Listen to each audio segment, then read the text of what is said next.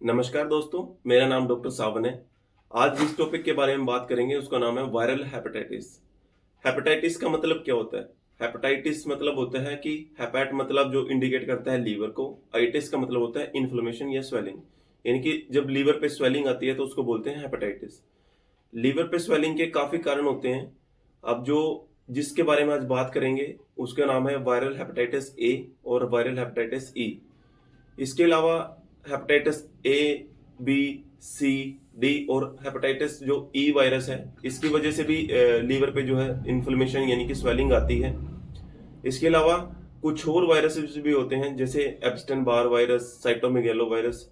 इनकी वजह से भी लीवर पे सोजिश आ जाती है यानी कि इन्फ्लेमेशन आ जाती है। ठीक है, जो हमने viral hepatitis A, B, C, D और ई के बारे में बात करी, इनको हिपैटोट्रोपिक वायरस बोलते हैं क्योंकि इनका डायरेक्ट लिंक सिर्फ लीवर से ही होता है। और जो हमने एब्स्टन बार और जैसे साइटोमेगालो वायरस या एक दो और वायरस होते हैं जिसकी वजह से होता है, ये हिपैटोट्रोपिक नहीं आते क्योंकि एक सिस्टमिक डिजीज का पार्ट है। उसके साथ साथ ये लीवर को अफेक्ट करते हैं जिसकी वजह से कई बार लीवर पे इन्फ्लेमेशन हो जाती है। तो आज मेन फोकस रहेगा हेपेटाइटिस ए और हेपेटाइटिस ई के ऊपर। ठीक है, इसका ट्रांसमिशन कैसे होता है? इसका ट्रांसमिशन होता है फीको ओरल रूट से। फीको ओरल रूट का मतलब है कि ये जब कोई इन्फेक्टेड पर्सन है, जैसे किसी को हेपेटाइटिस ए या ही से जो पीड़ित है, जो इन्फेक्टेड है, तो जब वो किसी ऐसे एरिया में स्टूल पास करेगा कि जिसका वाटर जहां से सप्लाई हो रहा है, मतलब वहां से उसका डायरेक्ट लिंक है या फिर कोई इनडायरेक्ट लिंक है, तो वो जो वाटर है वहां का, जो वहां का फूड पार्टिकल्स है, वो वहां के इन्फेक्ट हो जाएंगे। क्योंकि जो भी इन्फेक्टेड पर्सन है उसके स्टूल में हेपेटाइटिस ए और ई के वायरस प्रेजेंट होते हैं। ठीक है, तो जब ये कंटामिनेटेड फूड और वाटर किसी हेल्दी पर्सन के कांटेक्ट में आएगा, हेल्दी पर्सन जब उसको खाएगा, तो उसको भी ये हेपेटाइटिस ए और ई होने का बहुत ज्यादा चांसेस हो जाएंगे। इसके बाद जैसे ये हमारा जो हम खाना खाते हैं, जैसे हमने खाना खाया, वो इसोफेगस में गया, फिर वो स्टमक में जाएगा, स्टमक के बाद वो इंटेस्टाइन में पहुंचता है। इंटेस्टाइन से ही जितने भी अपने न्यूट्रिएंट्स हैं वो सारे कहाँ से एब्जॉर्ब होते हैं? इंटेस्टाइन से। हिपैटोपोर्टल सिस्टम क्या करता है, वो इंटेस्टाइन से सब न्यूट्रिएंट्स को लीवर तक पहुंचाता है। और जो हमारा हिपैटोपोर्टल सिस्टम क्या करता है, जो हमारा स्प्लीन होता है, पैनक्रियाज होता है, इंटेस्टाइन होता है, इससे क्या करता है? ब्लड कैरी करता है। ब्लड कैरी करके लीवर तक पहुंचाता है। जैसे हमने कोई पर्सन है जिसने कंटामिनेटेड फूड या फिर वाटर का इनटेक ऐसे मतलब हुआ उससे, तो वो भी तो सारा इंटेस्टाइन तक पहुंचेंगे ही। उसके जो वायरस थे हेपेटाइटिस ए और ई के, वो कंटामिनेटेड फूड के थ्रू इंटेस्टाइन तक पहुंचे। इंटेस्टाइन में पहुंचने के बाद जो हमारा हेपेटोपोर्टल सिस्टम है, वो उसको ब्लड के साथ साथ उस वायरस को भी लीवर तक लेके जाएगा। लीवर तक लेके जाएगा तो ये लीवर को इन्फेक्ट करेगा। तो इस तरह से ये हमने फिको ओरल रूट के थ्रू ये पेशेंट के इंटेस्टाइन तक गया, इंटेस्टाइन के बाद ये ब्लड के थ्रू लीवर तक पहुंचा और आगे हेपेटाइटिस के रूप में कन्वर्ट हुआ। ठीक है, तो जो हमारा लीवर होता है, लीवर का जो फंक्शनल यूनिट है उसको हिपैटिक लोब्यूल बोलते हैं। जो लीवर के सेल्स होते हैं हिपैटोसाइट्स बोलते हैं। हिपैटोसाइट्स का क्या काम होता है? जो भी हमारा जो हिपैटोसाइट्स होते हैं वो डिटॉक्सिफाई करते हैं हमारे ब्लड को, है ना। और इसके अलावा जैसे जो हमारा कोलेस्ट्रॉल होता है उसको बाइल साल्ट में कन्वर्ट करते हैं। और हमारे जो प्रोटीन होते हैं, प्रोटीन का सिंथेसिस करवाता है, जो कोएगुलेशन प्रोटीन बोलते हैं जिनको, उनका भी सिंथेसिस कहाँ पे होता है? हिपैटोसाइट्स करते हैं, लीवर के जो सेल्स होती है। इसके अलावा कफर सेल्स भी होते हैं। कफर सेल्स को मॉडिफाइड मैक्रोफेजेस बोलते हैं। जो भी ओल्ड आरबीसी है या डब्ल्यूबीसी है उनको डिस्ट्रॉय करता है, फॉरेन पार्टिकल को डिस्ट्रॉय करता है। तो हमारे बॉडी में एक इम्यूनिटी प्रोवाइड करते हैं बेसिकली ये भी। और जो भी फॉरेन पार्टिकल है उसको डिस्ट्रॉय करके पेशेंट को बचाते हैं। जब वायरस लीवर में एंटर किया, हेपेटोसाइट्स में गया, तो वो एक प्रोसेस होती है एंडोसाइटोसिस, उसके थ्रू लीवर के सेल्स में जाएंगे, वहां पे फिर जाके आरएनए पॉलीमरेज के थ्रू ये मल्टीप्लाई कर करके काफी मात्रा में बन जाएंगे। जो वायरस की जो मतलब ये बढ़ना स्टार्ट हुआ लीवर में, उसके बाद ये लीवर की सेल्स के बाहर भी आएंगे। उसको बोलते हैं रिवर्स एंडोसाइटोसिस, यानी एक्सोसाइटोसिस के थ्रू बाहर आएंगे। बाहर आके फिर ये बाइल में जाके बाइल के साथ मिले, बाइल के साथ जाके फिर ये फिर से इंटेस्टाइन में जाएंगे। इंटेस्टाइन से फिर ये जो पेशेंट स्टूल पास करेगा तो उसके स्टूल में भी इसके मतलब वायरस हेपेटाइटिस ए और ई के वायरस प्रेजेंट होंगे और वो दूसरे किसी पेशेंट को इन्फेक्ट करेगा। कहने का मतलब है कि लीवर में ये आरएनए जो हमारा वायरस हेपेटाइटिस ए और ई के वायरस थे वो जाएंगे लीवर के में जाने के बाद फिर ये बाइल के थ्रू जाके फिर ये इंटेस्टाइन के थ्रू ये फीकल जो हमारा स्टूल पार्टिकल है उसके साथ ये बाहर एक्सक्रीट हो जाएंगे और एक चेन बन जाएगी। ठीक है, कि इन्फेक्टेड पर्सन होगा वो अपने स्टूल के साथ इसको पास आउट करेगा, फिर कोई हेल्दी पर्सन कंटेमिनेटेड फूड और वाटर से इसको मतलब इंजेस्ट कर लेगा, या फिर जो भी डायरेक्ट और इनडायरेक्ट कॉन्टेक्ट से वो भी इससे इन्फेक्ट हो जाएगा। और इसके बाद अगर हम बात करें इसके सिम्टम्स की, सिम्टम्स स्टार्टिंग में जो होंगे जिसको हम नॉन स्पेसिफिक सिम्टम्स बोलते हैं या फिर उसको प्रोड्रोमल स्टेट बोलते हैं, ये पहले 5 से 7 दिन की स्टेट होती है। पहले 5 से 7 दिन नॉन स्पेसिफिक सिम्टम मिलते हैं, उसमें जैसे फीवर हो सकता है, जर्नलाइज वीकनेस होगी, टायर्डनेस होगा, ठीक है, nausea, vomiting, loss of appetite, कुछ खाने का मन नहीं करेगा, उल्टियां लगेगी, और जो हमारे राइट हाइपोकोंड्रिक रीजन होता है यहाँ पे राइट अपर एब्डोमेन, यहाँ पे टेंडरनेस होगी, पेन होगा, ठीक है, डिस्कम्फर्ट होगा पेशेंट को। ये प्रोड्रोमल फेज के बाद आता है स्पेसिफिक सिम्टम। स्पेसिफिक सिम्टम्स जब आएंगे तो वो लीवर डैमेज को इंडिकेट करेगा, है ना। हमारे हेपेटोसाइट्स जो होते हैं उसमें इंजरी होगी, उसके बाद वो बिलिरुबिन और बाइल साल्ट के रूप में कन्वर्ट होंगे, जब वो ब्लड स्ट्रीम के थ्रू हमारे टिश्यूज तक पहुंचते हैं तो जॉन्डिस के रूप में कन्वर्ट हो जाता है। जॉन्डिस के सिम्टम्स क्या होंगे, येलोइश डिस्कलरेशन हो जाएगा, स्किन बिल्कुल येलो दिखेगी, और जो हमारी आई का स्क्लेरा है ये भी बिल्कुल येलो दिखेगा, जिसको इक्ट्रेस बोलते हैं, है ना। और यूरिन जो बिलिरुबिन होता है वो कैसे मतलब किडनियां फिल्टर करेंगे तो यूरिन भी बड़ा डार्क कलर का दिखेगा, ठीक है। और जब ये बाइल साल्ट हमारे स्किन तक पहुंच जाते हैं तो स्किन में बड़ा इचिंग होती है। आपने देखा होगा वायरल हेपेटाइटिस के पेशेंट को बड़ा इचिंग होती है। ये इचिंग भी जब जॉन्डिस होता है, जॉन्डिस के बाद ही ये पेशेंट को देखने को मिलती है। जो वायरल हेपेटाइटिस है ये 2 से 4 हफ्ते में यूजुअली लास्ट कर जाता है, उसके बाद पेशेंट ग्रेजुअली ठीक हो जाता है इसका, ठीक है। और इसके बाद हम इसकी बात करें तो इसके जो डायग्नोसिस है वो डायग्नोसिस कैसे करते हैं हम।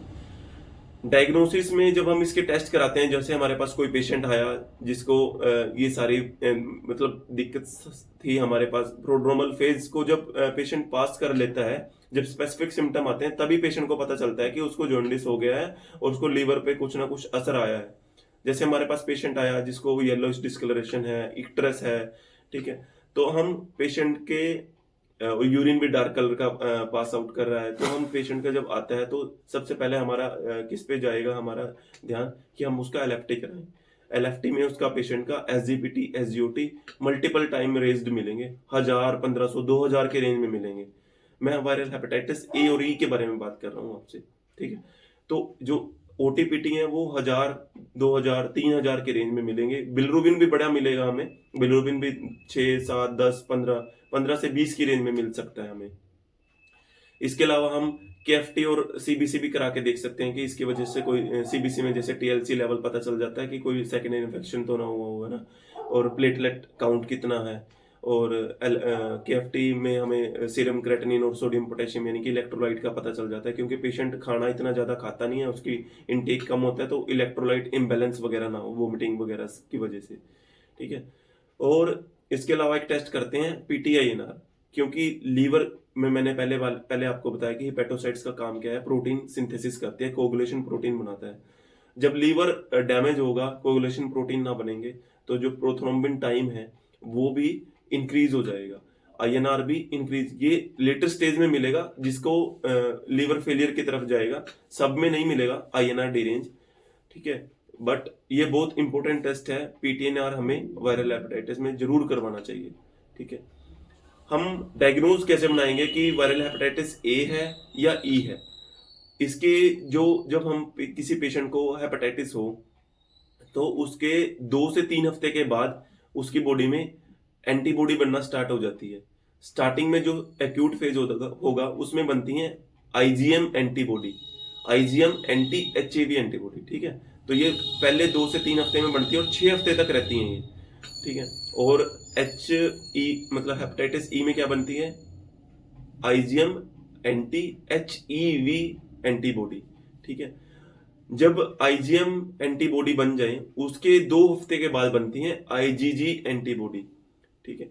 IgG एंटीबॉडी अगर किसी की बॉडी में डिटेक्ट हो जाए तो उसका मतलब है कि एक्यूट फेज निकल चुका है, अब बॉडी में इम्यूनिटी आ चुकी है कि वो वायरल हेपेटाइटिस ए या ई के मतलब अगेंस्ट बॉडी को प्रोटेक्ट कर सके। हमें सिर्फ पेशेंट को जो कॉस्ट इफेक्टिव है और मतलब सबसे पहले जो हमें करवाना चाहिए, जो डायग्नोज बनाएगा, वो हमें IgM एंटी HAV ही करवाना चाहिए, ठीक है। तो ये मैंने आपको इसके बारे में बता दिया। और इसके बाद हम पेशेंट को, जैसे किसी किसी पेशेंट में अगर PTNR डी रेंज मिले और ये 1.8 या 2.5 इसकी रेंज में मिले तो पेशेंट हिपैटिक फेलियर में जा सकता है, एंसेफलोपैथी में जा सकता है, पेशेंट मतलब इरेलेवेंट टॉक कर सकता है और मतलब किसी को पहचानेगा नहीं, इधर उधर की बातें करेगा और मतलब पेशेंट कुछ भी, जैसे कभी यहीं पे बैठ रहा है कुछ इरेलेवेंट टॉक करेगा, मतलब अल्टर्ड सा होगा पेशेंट बेसिकली। तो ये सीरियस कंडीशन है। इस कंडीशन में पेशेंट को एडमिट करवा के ICU में ही पेशेंट को रखना चाहिए, मॉनिटरिंग करनी चाहिए और उसका प्रॉपर एक ट्रीटमेंट चलना चाहिए। जो भी गैस्ट्रोएंटरोलॉजिस्ट है उसके देखरेख में से ये सब ट्रीटमेंट होना चाहिए।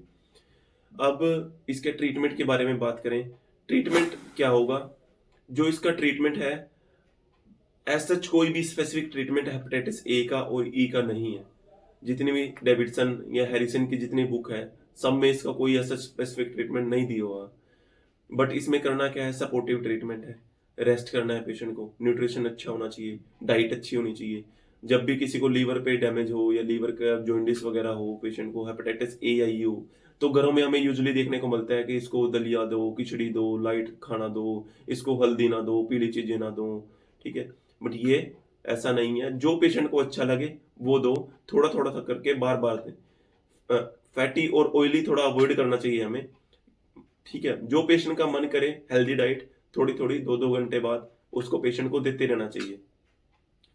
पेशेंट को कॉन्स्टिपेशन हमें अवॉइड करनी चाहिए, कॉन्स्टिपेशन ना हो, क्योंकि जितना लीवर पे लोड कम होगा उतना पेशेंट जल्दी जल्दी ठीक होगा। अगर किसी को कॉन्स्टिपेशन है तो उसको ओरल लग्जेटिव वगैरह हमें ऐड कर देनी चाहिए। इसके बाद बात करते हैं इसके जो ट्रीटमेंट, हम जैसे हमारे पास पेशेंट आया तो उसमें जैसे सपोर्टिव ट्रीटमेंट क्या रहेगा। जैसे पेशेंट को सिम्टोमेटिक होगा, अगर किसी को वोमिटिंग्स हैं तो उसको एंटी एमेटिक्स जैसे एमिसेट वगैरह हम उसको दे सकते हैं। मतलब ये हॉस्पिटल सिटिंग की मैं बात कर रहा हूँ, जो मैं आपको बता रहा हूँ। पेशेंट जैसे आएगा, एडमिट करेंगे तो इंजेक्शन एमिसेट उसके अकॉर्डिंग, हम वेट के अकॉर्डिंग, उसके जो एज के अकॉर्डिंग उसको स्टार्ट करें। एंटी एमेटिक्स हो गया, उसको हिपैटोप्रोटेक्टिव ड्रग्स हो गए, ठीक है। जैसे ओटीपीटी काफी रेंज है तो टैबलेट यूडिलिव या यूडीमेरिन, यूरसोडियोक्सिक एसिड जो आती है उसको हम दे सकते हैं 300 mg या 450 mg। ये बच्चों में 150 mg भी देते हैं बीडी के डोज में। बच्चों में 150 mg बीडी, जैसे बड़े हैं उसमें 300 mg बीडी। और मतलब जिसका ओटीपीटी काफी रेंज है, जैसे 3000, 4000 या 5000 की रेंज में, तो यूडिलिव 450 mg भी हम दे देते हैं बीडी या TDS डोज में। इसके अलावा मल्टीविटामिन या न्यूट्रिएंट्स वगैरह हम दे सकते हैं। IV उसको मल्टीविटामिन दे देते हैं जैसे, है ना। और उसको कॉन्स्टिपेशन ना हो तो उसको लग्जेटिव्स दे देते हैं। तो कोई एक सिफेलोस्पोरिन या जैसे इंजेक्शन मोनोसैप वगैरह उसको इसलिए दे देते हैं ताकि कोई सेकेंडरी इन्फेक्शन ना हो। बेसिकली जो इसको लीवर का ट्रीटमेंट है, लीवर पे जितना कम लोड होगा उतना जल्दी पेशेंट हेपेटाइटिस ए और ई का रिकवर करेगा, क्योंकि ये 2 से 4 हफ्ते में खुद से ही ये पेशेंट ठीक हो जाता है। अगर किसी का जैसे INR, मैंने आपको पहले बताया कि डी रेंज है, तो उसमें इंजेक्शन विटामिन के हम 10 mg IV OD स्टार्ट करते हैं ताकि उसको कोई ब्लीडिंग वगैरह ज़्यादा ना हो पेशेंट को, ठीक है। अगर किसी को बहुत ज़्यादा है उसको इन कई केसेस में प्लाज्मा की भी जरूरत पड़ जाती है। और इसके बाद हम इसके प्रिवेंशन के बारे में बात करें, प्रिवेंशन करें तो सबसे पहले इसका जो मेन कोज ही क्या था, कोज था इसका कंटामिनेटेड फूड और वाटर। अगर हम इसका कंटामिनेटेड फूड और वाटर को ही मतलब उसको यूज ना करें, उसको बचाव करें उससे, ठीक है, तो पेशेंट बच सकता है ना। जैसे लोकल स्ट्रीट फूड जहाँ पे कंटामिनेटेड फूड वाटर है, अगर उसको अवॉइड करें, जहाँ पे हमें लगता है सस्पेक्टेड यहाँ से हो सकता है, तो पेशेंट का बचाव हो सकता है, ठीक है। और पेशेंट का बचाव एक दूसरा तरीका है कि उसको रेगुलर हैंड वॉशिंग करें। इसका प्रिवेंशन कैसे करें, इसमें हम वैक्सीन लगवा सकते हैं। बच्चा जब 1 साल का होता है तो उसकी 2 डोजेस लगती हैं वैक्सीन की। और इसके बाद जैसे कोई अनवैक्सीनेटेड इंडिविजुअल है तो उसमें इम्यून सीरम ग्लोबुलिन भी हम दे सकते हैं। तो एक समराइज वीडियो था हेपेटाइटिस ए और ई के ट्रीटमेंट के बारे में, उसके सिम्टम्स के बारे में, कैसे हम उसको बचा सकते हैं, ठीक है, कैसे बचाव कर सकते हैं। अगर आपको वीडियो अच्छा लगा है तो प्लीज़ सब्सक्राइब करें, शेयर करें और अपने फ्रेंड्स के साथ इसको ज़्यादा से ज़्यादा शेयर करें। Thank you so much.